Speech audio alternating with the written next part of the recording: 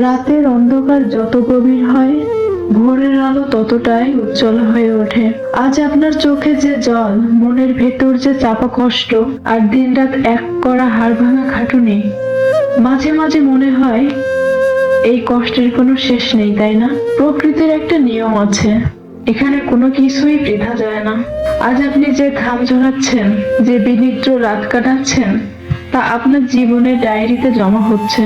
আজকের এই কঠিন সংগ্রামী আসলে আপনার আগামীকালের অদম্য শক্তির উৎস হয়ে উঠবে।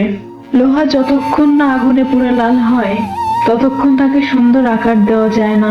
পাথর যতক্ষণ না আঘাত সহ্য করে, ততক্ষণ তা মূর্তিতে রূপ নেয় না। আজ আপনার উপর দিয়ে যে ঝড় যাচ্ছে, তা আপনাকে ধ্বংস করতে আসেনি, এসেছে আপনাকে শক্তিশালী করতে। আপনার কষ্টগুলোকে বৃথা যেতে দেবেন না, এগুলোকে আপনার সাফল্যের সিঁড়ি বানান এবং সাফল্যের দোরগোড়ায় পৌঁছে যান।